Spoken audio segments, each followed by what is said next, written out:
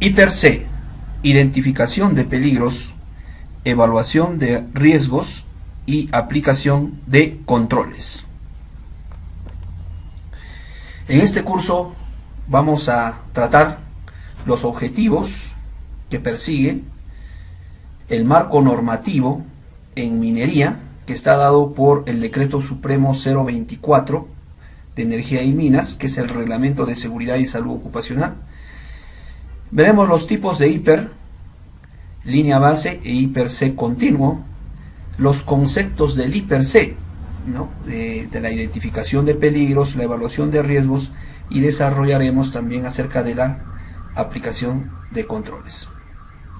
Mi nombre es Luis Guaitán y con gusto voy a pasar a desarrollar este curso. Los objetivos que persigue el siguiente curso: al finalizar el curso, el participante logrará tener la habilidad de identificar los peligros con mayor capacidad al realizar trabajos que se les asigne.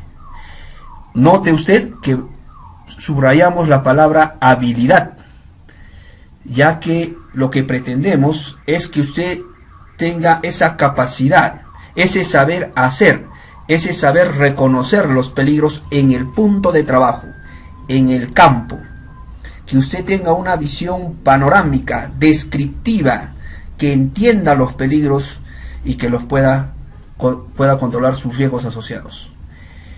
También agudizar su capacidad de percibir y evaluar los riesgos a los que está expuesto. Elegir y aplicar correctamente los controles para reducir, eliminar el riesgo con efectividad. Elegir buenos controles y aplicarlos en forma completa. Aplicarlos buscando la efectividad, que respondan al riesgo, que realmente esos controles sean barreras, que no haya energías residuales que se transmitan y que le hagan a usted daño. Reconocer la función del hiper C como una valiosa herramienta. El hiper C es la herramienta más efectiva en materia de seguridad. Hacer un buen hiper C nos tiene logrado un alto porcentaje en la prevención. Hacerlo mal también nos pone vulnerables ante un accidente. Vamos a ver cuáles son los conceptos, cómo se relacionan para prevenir los accidentes. Ver al hiper C como una forma de pensar y de actuar constantemente. El hiper C va más allá que llenar un papel.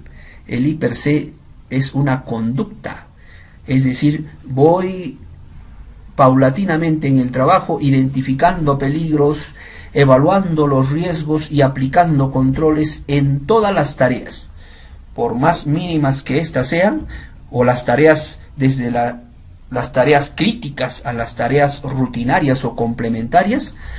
Voy identificando los peligros, lo que me puede causar daño, ¿no? Y voy viendo qué me podría pasar, qué podría salir mal, bajando del bus de transporte, caminando en área de palas, ingresando al taller, trasladando herramientas, trasladando mi carrito con gases para oxicorte, etc.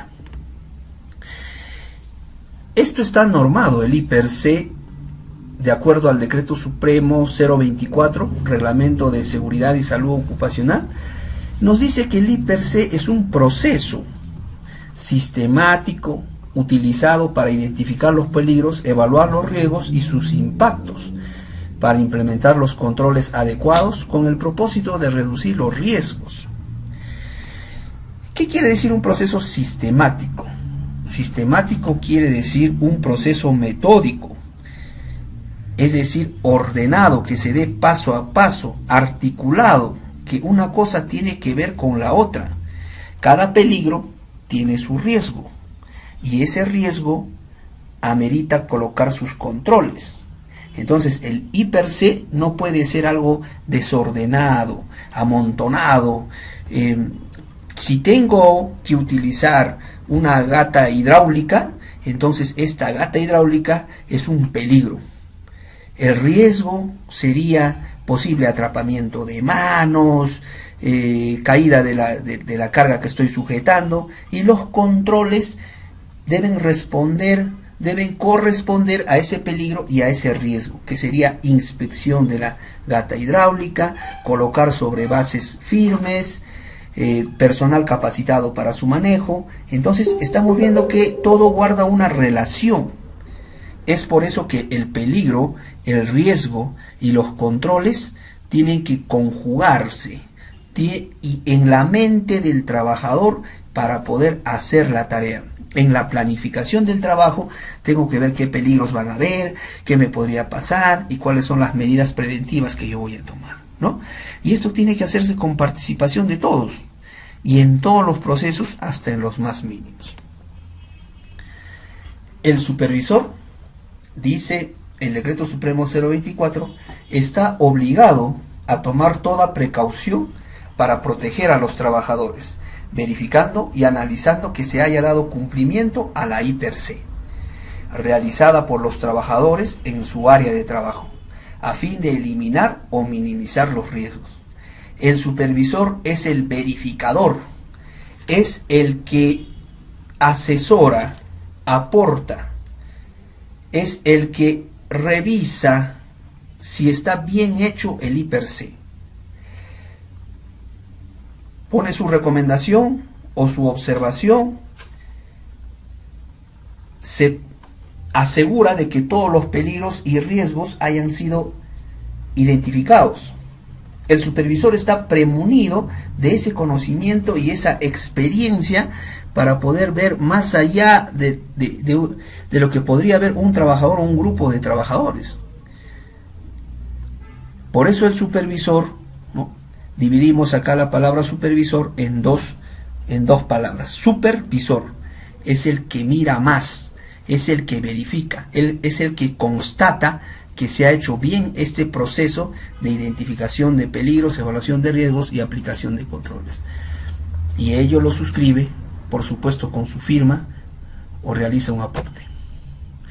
También en el artículo 95 de esta misma norma nos dice que el titular de la actividad minera deberá identificar permanentemente los peligros, evaluar los riesgos e implementar medidas de control, con la participación de todos los trabajadores, porque los trabajadores conocen los peligros y riesgos, puesto que ellos están en relación directa con lo que viene aconteciendo, con el área, con el campo, con la realidad. Por eso es que los trabajadores son consultados para hacer la I/C. En los aspectos que a continuación se indican, y nos dice que debemos tener en cuenta los problemas potenciales que no se previeron durante el diseño o el análisis de las tareas. Esto quiere decir que van a haber peligros potenciales, problemas o circunstancias potenciales que no están en este momento, pero que van a ocurrir, que a veces no los vemos, pero que van a estar presentes durante la realización de la tarea. Eso es el peligro potencial. Tener en cuenta el efecto que producen los cambios en los procesos, materiales, equipos y maquinarias. Es decir, si vamos a empezar el trabajo diseñado de una forma A, podría ser que el trabajo se complique, el trabajo amerite otra herramienta, amerite otra forma de hacerla, amerita la intervención de otras personas. Y el I/C debe contemplar precisamente esos cambios.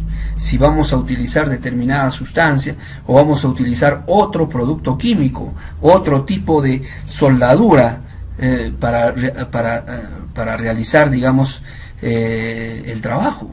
Entonces, esos cambios tienen que ser estudiados, esos cambios tienen que ser revisados y nuevamente reevaluados, porque no podemos estar susceptibles a los peligros que traigan esos nuevos elementos en el trabajo.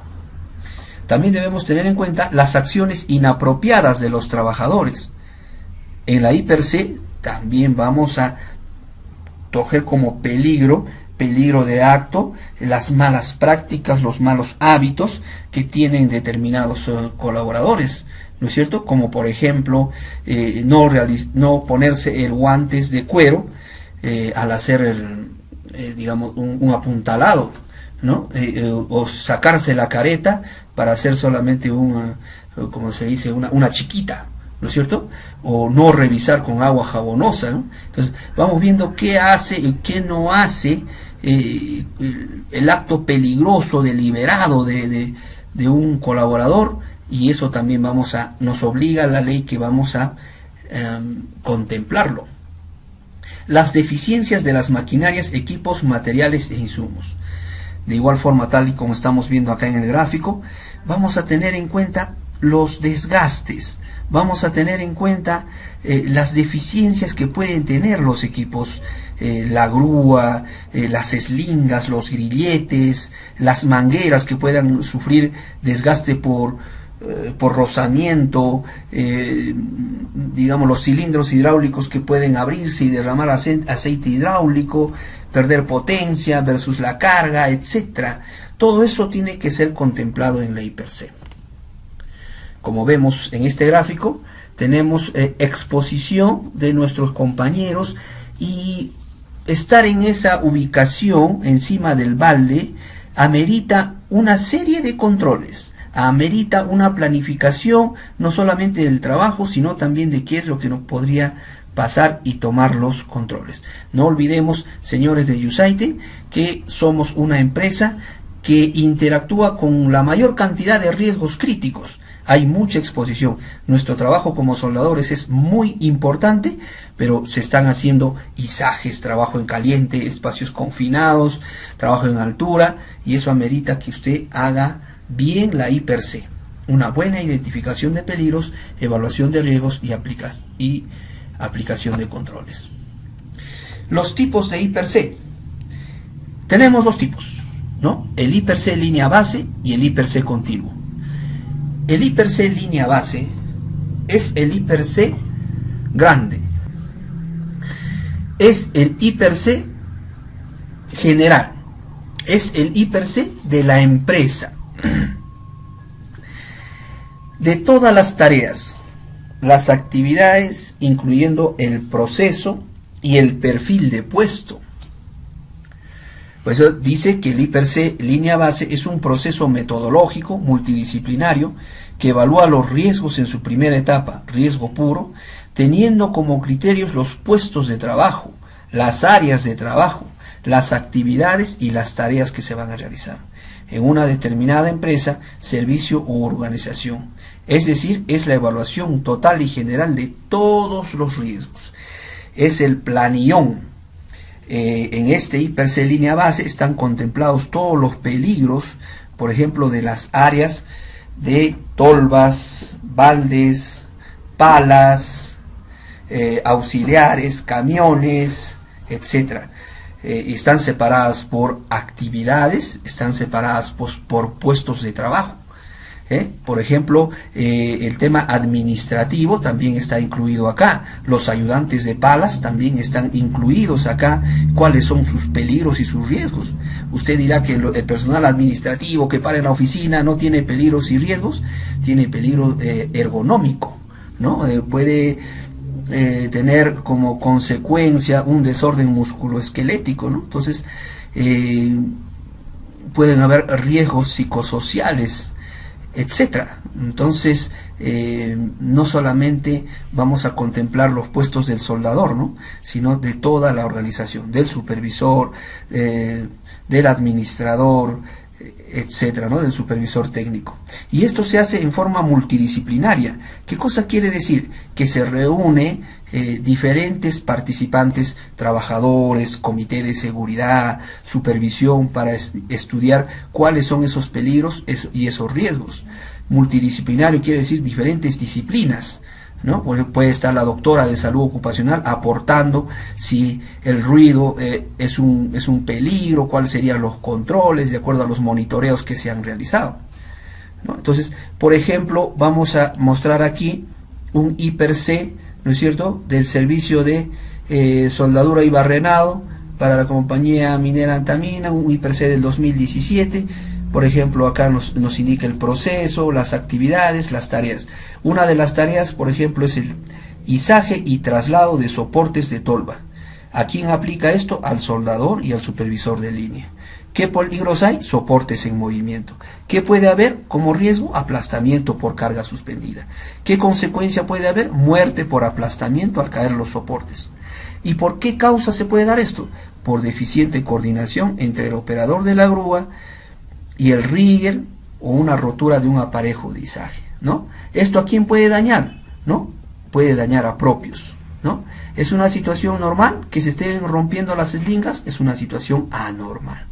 Entonces, mediante una tabla, vemos nosotros, podría suceder, raro que suceda, prácticamente imposible que suceda, y con respecto a la gravedad, sería catastrófico, fatalidad, daño permanente, temporal. Esto lo voy a desarrollar después, voy a desarrollar este cuadro, solo quiero darles un ejemplo de que haciendo una tabulación nos sale riesgo alto, ¿no? Para lo cual tenemos que aplicar controles, eliminar, sustituir, control de ingeniería y control administrativo, que también lo voy a desarrollar después, ¿no? Por ejemplo, en controles administrativos, para evitar esa caída de la carga suspendida, están el operador de grúa y rigger autorizados y certificados, inspección de los aparejos de izaje, permiso de izaje, conocimiento de la carga versus la capacidad de carga, delimitación del área, reunión previa antes de realizar el izaje, retiro de personal no involucrado, uso de vientos para guiar la carga, ¿no?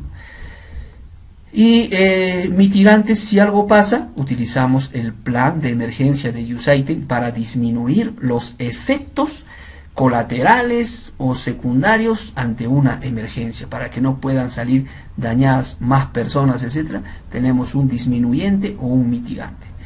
Habiendo aplicado estos controles, entonces ante una nueva tabulación nos sale E2, que querrá decir busquemos acá, prácticamente imposible que suceda, y 2, claro que sí, si es que en esa mínima posibilidad aconteciera el evento, se diera el evento, entonces nos daría como 16, el riesgo sería bajo, ¿ya?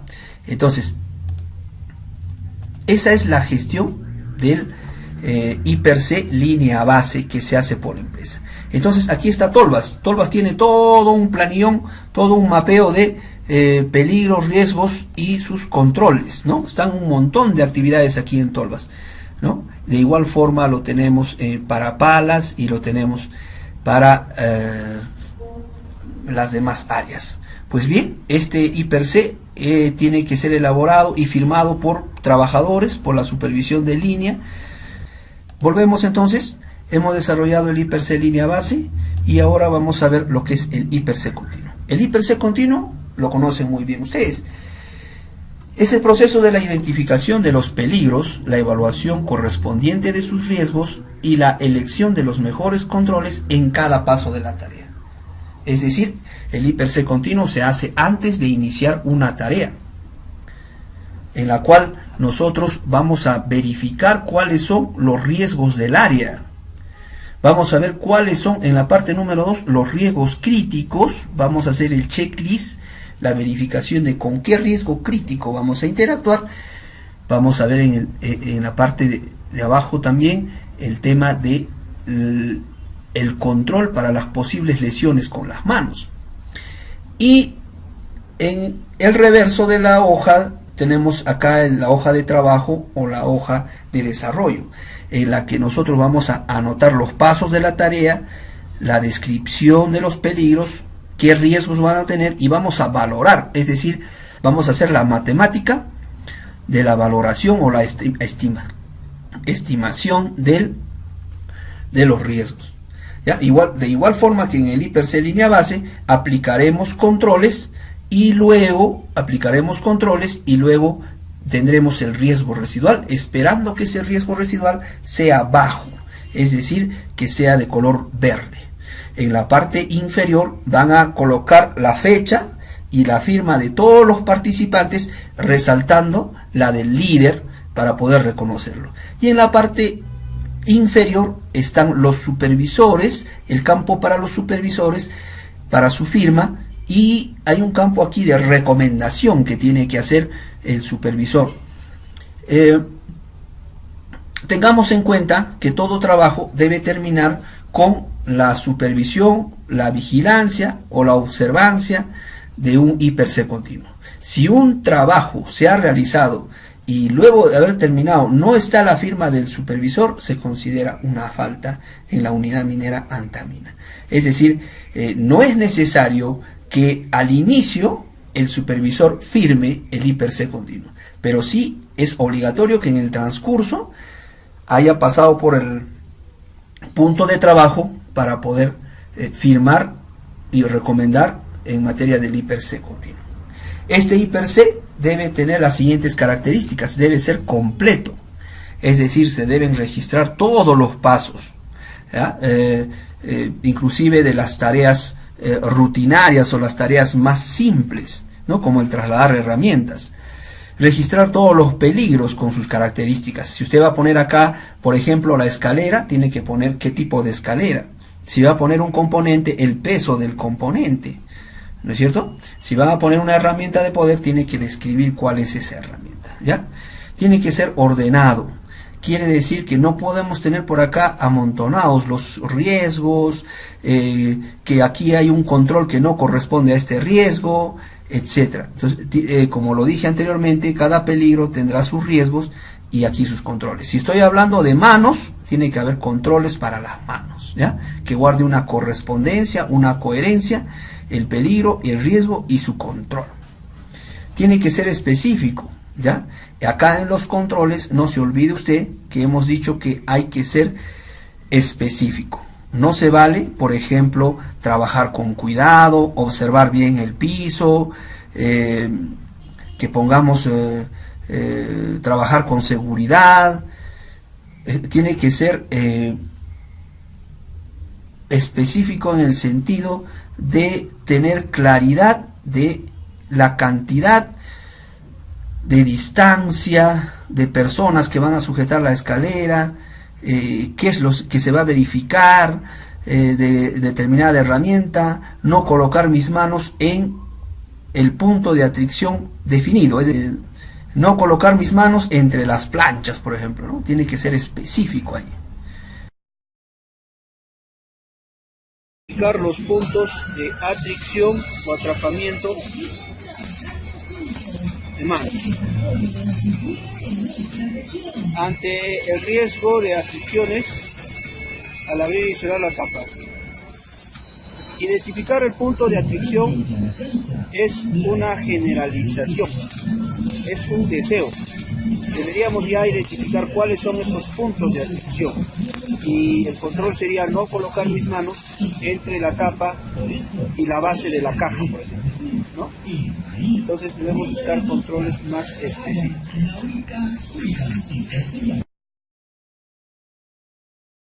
¿Ya? Con términos muy claros y entendibles para todos ustedes, ¿ya? Vamos a ver algunos conceptos del hiper-C a continuación. Peligro es toda fuente de energía, situación o acto que tiene el potencial de causar daño a las personas, propiedad o al medio ambiente. El peligro, entonces, son tres elementos: fuente de energía, situación o acto. El peligro es una fuente de energía, como por ejemplo la energía hidráulica, neumática, energía eléctrica, gravitacional, energía química, etc. Cuando decimos que el peligro es un peligro de situación, estamos hablando de las condiciones de trabajo, las condiciones inseguras, las condiciones geográficas, las condiciones climáticas. Y peligro de acto son los estados críticos, las motivaciones deficientes, las actitudes negativas, las preocupaciones, tristezas, diferentes estados emocionales que tiene el trabajador.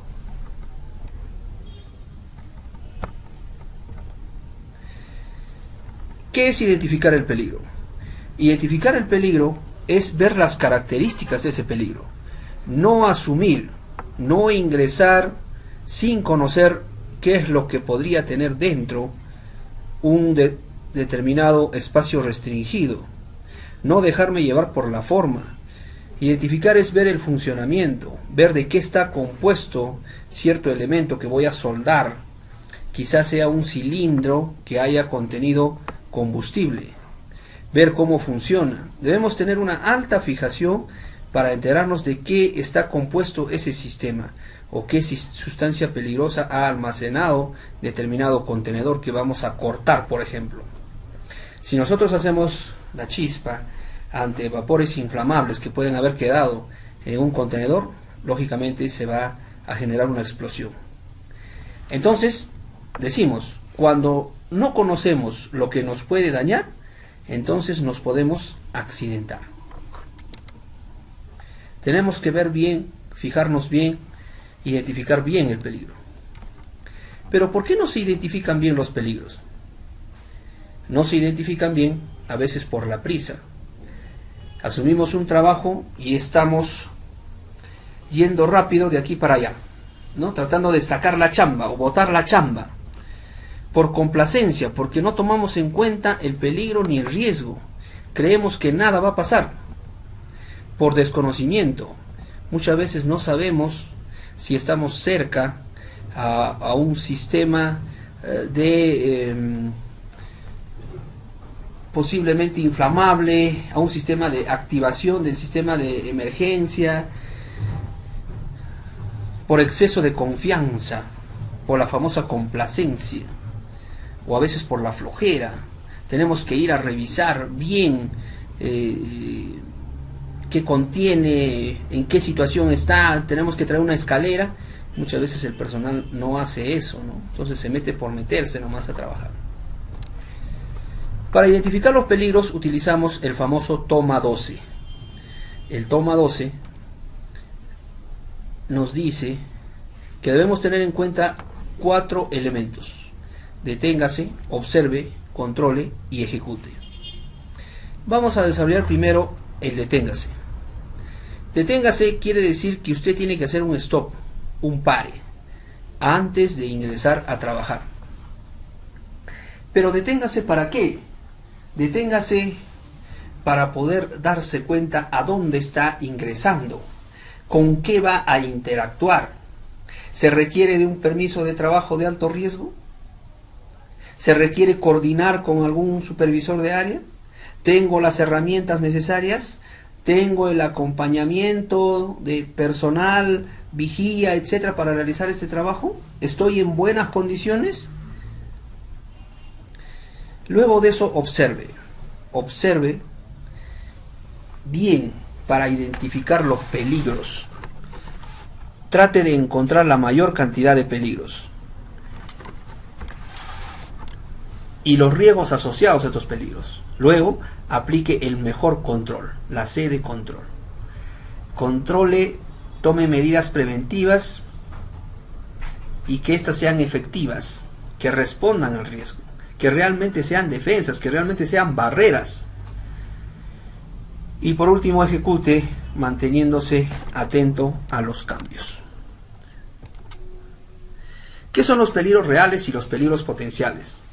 Los peligros reales son los peligros visibles, son los que encontramos al momento de analizar el riesgo, son los que están ahí, como por ejemplo las herramientas, la maladora, la mesa, las planchas, etcétera, las personas que están ahí. Pero los peligros potenciales son los llamados los peligros ocultos, son los que van a aparecer en el transcurso del trabajo mediante una determinada circunstancia. Es decir, que en el momento en el que analizamos el trabajo que vamos a hacer, después que el supervisor de trabajo nos ha ordenado hacer un trabajo, tal vez no sabemos que van a mover unas planchas, no sabemos que va a intervenir montacargas, no sabemos que se va a convertir en un lugar de tránsito de equipo pesado el lugar donde estamos, o va a haber una tormenta eléctrica. Son peligros que no estaban en el momento en el que hicimos el IPRC continuo, pero que van a aparecer porque ya nos comunicaron o porque frecuentemente se presenta esa situación. Entonces eso tenemos que también analizarlo, porque son los peligros potenciales o los peligros ocultos los que mayormente nos causan accidentes.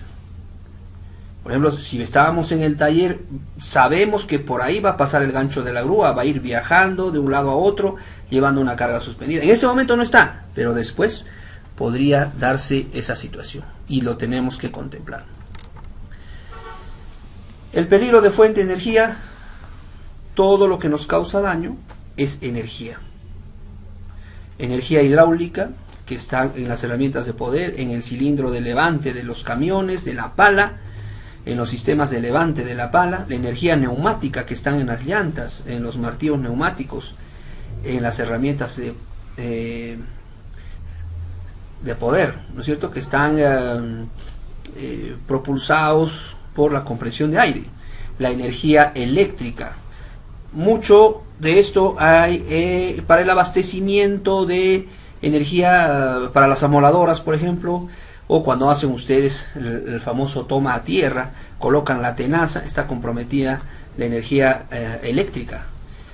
La energía gravitacional, si nos subimos a determinada altura, vamos a tener energía gravitacional. La carga suspendida es una energía potencial gravitacional.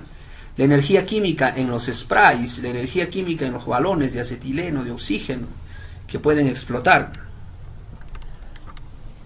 Y el peligro de situación son todas las condiciones inseguras, las condiciones de trabajo y del entorno, son las condiciones climáticas y las condiciones geográficas en la cual se va a dar el trabajo.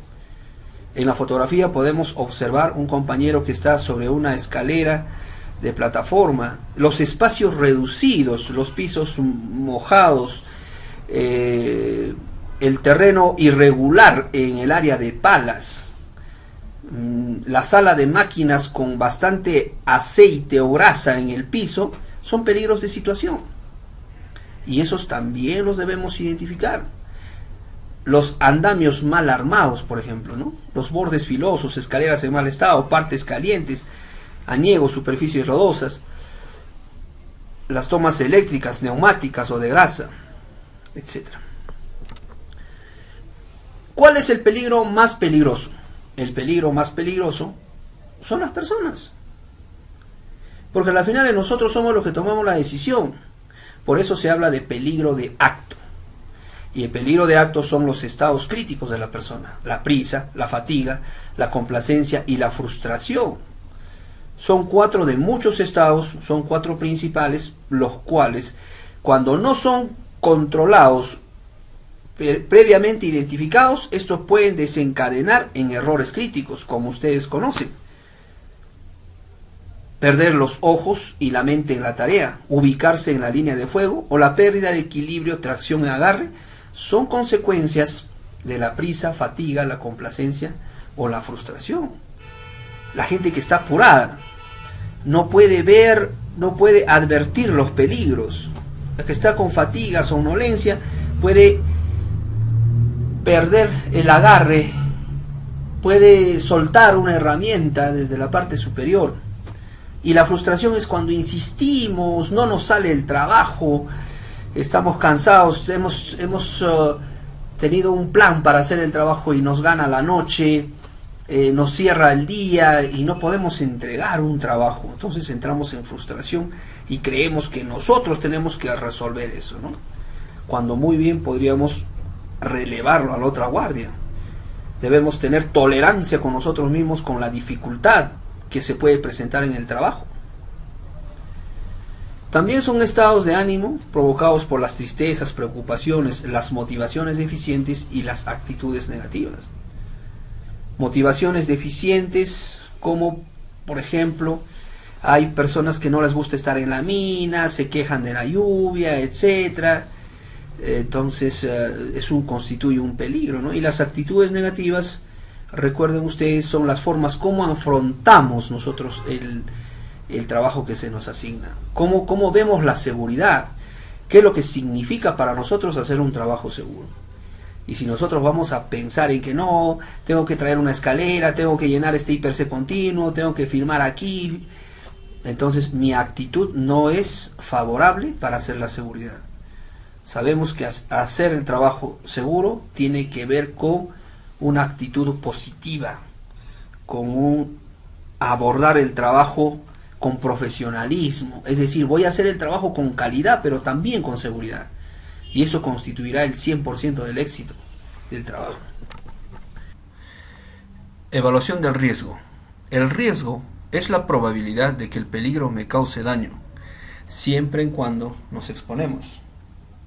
Eso significa estar en riesgo, haber creado la posibilidad de la ocurrencia de un accidente. Y este riesgo puede ser alto, medio o bajo. El riesgo está asociado a una valoración, es decir, a un número que representa el nivel de riesgo, el tamaño del riesgo. Por ejemplo, aquí observamos un supervisor que está al costado de un trabajo en caliente, ¿no? Entonces, la exposición viene a estar dado por la interacción que tenemos con el peligro. Persona que está en riesgo a determinada altura, con riesgo, con consecuencia de posible caída.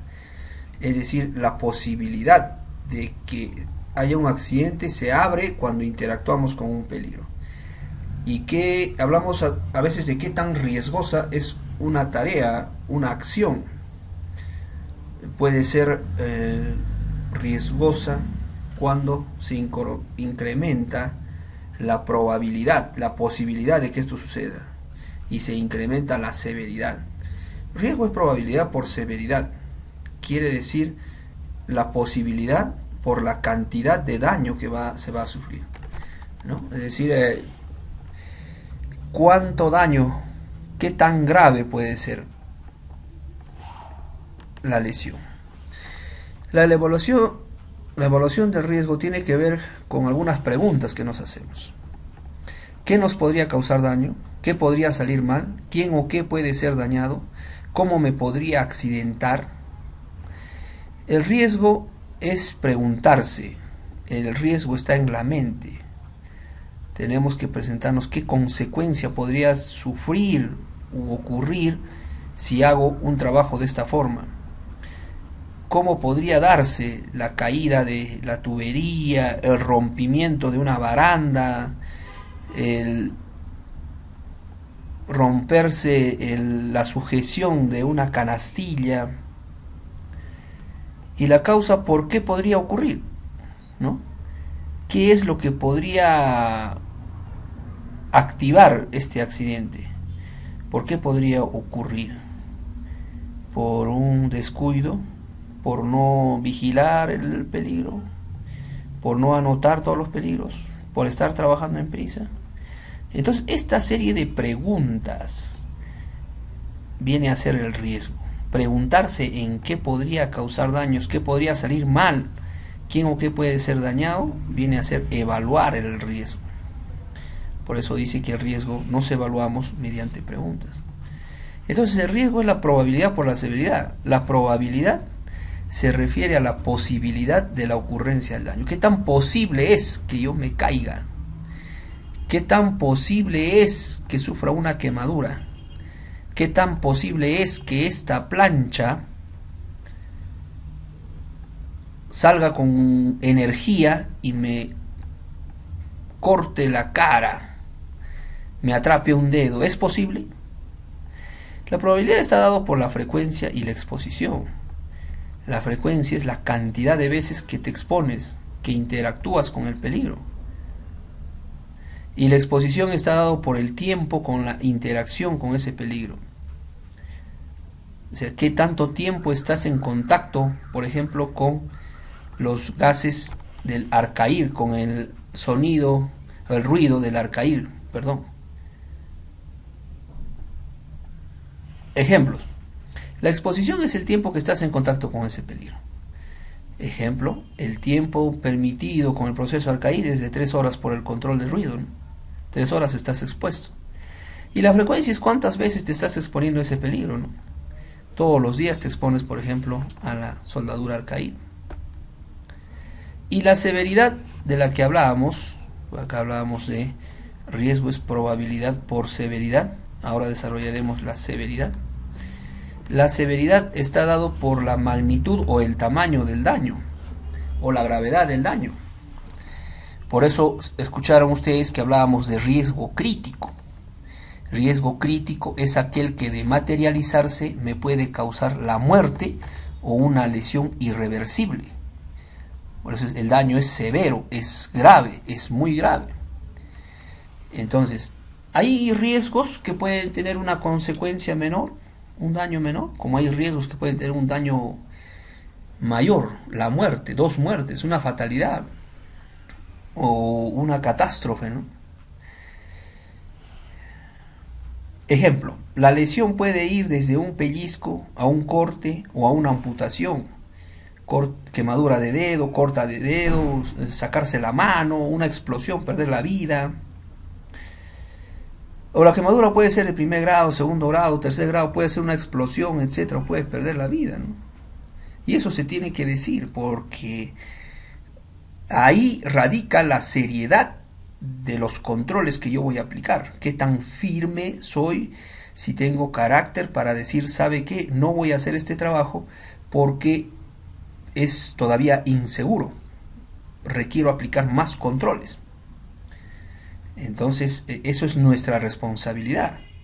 Nuestra responsabilidad es cuidarnos a nosotros y a nuestro compañero a través de colocar más controles, más señalización, más inspección de los balones, buena ubicación, tomar distancias, cubrir las partes calientes, hacer la prueba con el agua jabonosa, verificar que el equipo tenga la válvula antirretorno, que mis CPPs estén en buen estado. Eso es mi responsabilidad. En tanto usted sea más serio con los controles, el riesgo va a disminuir. La matriz de evaluación de riesgos nos habla de la valoración del riesgo, ¿no? Deriva de la estimación del riesgo, es decir, que para cada peligro detectado debe estimarse el riesgo. ¿Qué cosa es estimar el riesgo? Es darle un número. Es determinar la severidad del daño y la probabilidad de que ocurra un evento. Entonces hay riesgo como 3, hay riesgo como 8, hay riesgo como 12, hay riesgo como 17, hay riesgo como 24, hay riesgo como 25. O sea, los riesgos tienen su número. Pues bien, un riesgo como 8 puede decir que puede ocurrir una fatalidad. ¿Y qué tan posible es? Podría suceder. Aquí está la frecuencia, nos está indicando que podría suceder, ¿no?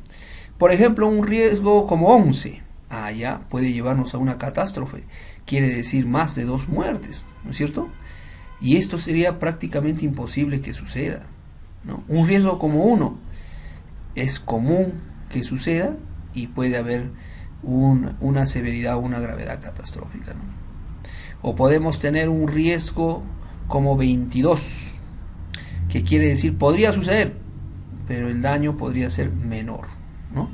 Entonces cruzamos el tema de la frecuencia, identificamos desde el nivel de que sea prácticamente imposible que suceda, sería raro que suceda, podría suceder, ha sucedido o sería común que suceda. Entonces estas posibilidades se combinan con la severidad o el daño. El daño sería menor, sería temporal, con descanso médico, sería permanente el daño, es decir, podría uno perder los dedos, perder la capacidad auditiva, visual, puede perderse la vida o puede perderse varias vidas. Entonces analizamos cada riesgo, ¿no? Por ejemplo, un corte en la moladora, un corte con la moladora, un corte con la moladora, un corte de dedo, digamos una abertura que tuviera 2, 3 puntos de sutura. A ver, por ejemplo, eso ha sucedido, podría suceder, veamos aquí. Entonces, raro que suceda, ha sucedido, creo eso. Entonces sería la B. ¿Y el daño sería un daño permanente? No, es un daño temporal. Esta persona va a volver después de un largo descanso médico. Entonces, si ha sucedido, sería B. Y si el daño es temporal, con 4 nos daría 14. Es un riesgo medio. Y hay que aplicar controles para poder bajarlo a 18, 21 y sería magnífico que lo bajáramos a 23. No se olviden que los riesgos bajan de forma horizontal. Es decir, un riesgo como 9 lo podemos bajar a 17, a 20. ¿Ya? Bien, por ejemplo, la explosión de los balones de acetileno con oxígeno. ¿Podría haber una muerte? Sí, podría haber una muerte. ¿Ha sucedido? No ha sucedido, pero podría suceder. Entonces tenemos la C de podría suceder y con una fatalidad, ¿no? Entonces sería 8. Aplicamos controles como por ejemplo la válvula antirretorno, tenemos inspección de manómetros, inspección de conexiones con agua jabonosa, etcétera, y lo estaríamos bajando de 8 a 16, que sería prácticamente imposible que suceda. Siempre tenemos que buscar esta luz verde, tenemos que buscar estar en riesgo bajo para iniciar las labores. Los controles. Los controles son las medidas que yo voy a tomar para eliminar o disminuir el riesgo. A los controles también se les denomina barreras. Son los impedimentos para que el peligro que tiene el potencial de causar daño no lo cause. Ustedes saben que el peligro tiene el potencial de causar daño a las personas, propiedad, equipos o al medio ambiente. El peligro está acechando, como vemos acá en la imagen. ¿Qué es este peligro que está acechando? Partes calientes, chispas incandescentes, la caída de un elemento, un componente izado, etc. ¿Tiene el potencial de qué? De aplastarnos, de quemarnos, de atraparnos, de cortarnos. Entonces, para eso vamos a aplicar la jerarquía de los controles. Y la jerarquía de controles está dado por la eliminación, sustituir, control de ingeniería, control administrativo y la última barrera de defensa, que es el EPP. Entonces, veamos. En este ejemplo estamos viendo, por ejemplo, el mar con el peligro de tiburones en el área de posibles turistas, nadadores. Entonces, tiburones que pueden devorarnos. Eliminar el peligro quiere decir que no hayan esos tiburones, ¿no? Que haya una especie de irse a pasear a una laguna, etcétera, donde no hay la presencia, ¿no? Se elimina el peligro y el riesgo. O podría ser que sustituyamos el peligro o el riesgo, ¿no? Es decir, nos vamos a un lugar donde solamente existe pues delfines, etcétera, que no nos acechan, ¿no? Entonces, es decir, estos escualos han sido reemplazados por otro tipo de peces que tienen menos riesgo, son más inofensivos. Rediseñar el equipo o los procesos de trabajo, ¿no? Viene a ser control de ingeniería, es decir, tenemos que separar el peligro para que tanto el peligro no pueda acceder hacia nosotros y nosotros tampoco hacia él. Entonces, una jaula, aislar el peligro, contener el peligro, sería separar el peligro a través de resguardos o barreras, sería el control de ingeniería, ¿no? El control de ingeniería, por ejemplo, en nuestro caso son las guardas, vienen a ser las barandas, el encapsulamiento de los motores, etcétera, ¿no? Y control administrativo viene pues a hacer una señalización, ¿no? Prohibido acercarse, zona de tiburones, por ejemplo, ¿no? Y ustedes saben que esos son barreras débiles, ¿no? Y la última barrera de defensa viene a ser el proveer el equipo de protección personal, o el famoso EPP, ¿no? Que está en la última opción aquí, ¿no? Proveer el equipo de protección personal, o EPP. O sea, le ponemos pues un traje, lo blindamos con una especie de capuchón, con un casco, con oxígeno autosuministrado, etc. Entonces, ¿lo más efectivo qué es? ¿Colocarse el EPP? No. ¿Lo más efectivo es la señalización, las advertencias, los controles administrativos? No. Lo más efectivo está en la parte superior, que viene a ser la eliminación o la sustitución. Eso es lo que deberíamos procurar, o los controles de ingeniería, que son las barreras duras. ¿ya? Entonces eso es eliminar el riesgo desde la fuente, ¿estamos? Y desde el que recibe le colocamos pues su EPP, ¿no? Y aún ustedes saben que con el EPP han habido todavía quemaduras, ¿no? Entonces tenemos que ver de qué forma colocamos impedimentos, barreras. Un control de ingeniería, por ejemplo, es el bloqueo y señalización. Y bien aplicado liberamos las energías, las separamos, tenemos sistemas con energía cero y bueno, eso es favorable para un ambiente seguro, ¿no? Los controles efectivos. ¿A qué se llaman los controles efectivos? Son aquellos que realmente son barreras, ¿no? Por ejemplo, un lugar ordenado, limpio, unas escaleras bien inspeccionadas, en buen estado, tener claro qué es lo que se va a hacer y qué es lo que no se va a hacer. Por ejemplo, identificar bien los puntos de atracción o atrapamiento es un control efectivo. Un control efectivo es saber dónde voy a poner mi mano, dónde sí y dónde no, ¿no? Cuáles son esos puntos de atrapamiento, esos bordes filosos, esas partes calientes. Una buena capacitación. Un buen análisis de riesgo entonces nos va a permitir los mejores controles, ¿no? Si nosotros analizamos bien qué es lo que nos podría pasar, entonces elegiríamos los mejores controles. Es decir, si yo sé cómo me puedo accidentar, entonces puedo generar el mejor control.